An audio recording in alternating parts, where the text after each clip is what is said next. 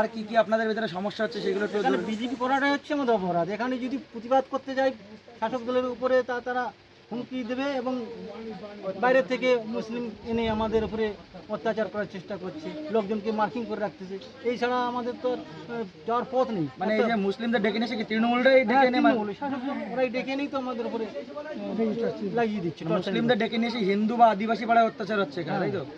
হ্যাঁ, হিন্দু আদিবাসী বাঙালি। ঠিক আছে, ঠিক আছে, বুঝেছি, ঠিক আছে। দেবপদ মুন্ডা আমার নাম। দুলদুলি অঞ্চল 149 নম্বর বুধে এই যে কোটাবাড়ি যে নদী ইরিগেশনের বাঁধ, নদীর বাঁধ ভাঙন চরে, সেখানে চর নেই, ভাঙন চরে ইরিগেশনের বাঁধ কেটে ফিশারি করে এখান থেকে 200 লোকের ভিটে বাড়ি, গাছ গাছালি, ঘর দোর বসবাস করার খুব অসুবিধে।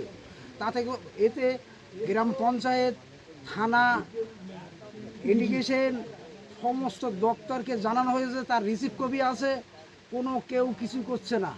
এবং যে গরিবরা যে বসবাস করে কিভাবে কি মানে দিন নির্বাহ হবে, সেও মানে দিকটা খুব অশান্তির ভাবে চলে এগিয়ে যাচ্ছে।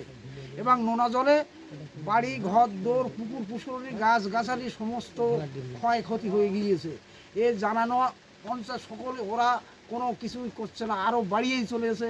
নদী বাঁধ বাঁধ দিয়ে যে নোনা জল ঢুকছে, খাল মানে জনগণের খাল সুইচ গেট ব্যবহার করছে, তাতে করে মানুষ বসবাস করতে পারছে না। অটোমেটিক জল সমান যাওয়া, তাতে প্রতিবাদ করতে গেলে মুসলিমরা বলছে আমাদের বন্দুক আছে, দেখে নেবো, মারিয়ে শোকান করে সব ঘরে, এই সব হুমকি দিচ্ছে। এবং এখানে যারা ক্ষমতাসীন আছে তারাও এরকম সেই ওদের জোট দিয়ে এই সমস্ত অপচার সাপোর্টিং করছে, অপচার ঘটনাগুলো এগিয়ে নিয়ে যাচ্ছে। এতে 200 মানুষ যে মানে নোনা জলে মগ্ন হয়ে, তাদের ইনকোয়ারি করার দরকার। ইনকোয়ারি করে যে কি সাহায্য হওয়ার করণীয় মানে হওয়ার দরকার, সেইটে হওয়া উচিত বলে আমি মনে করি। অশান্তিভাবে এবং প্রতিবাসী যারা বসবাস করছে তারা কিছু ঘর বাড়ি ছেড়ে চলে গিয়েছে, কলকাতার দিকে খাটাখান্ডি করতে চলে গিয়েছে। তাদের অসহায় ভিটে বাড়ি সব মানে অসহায় হয়ে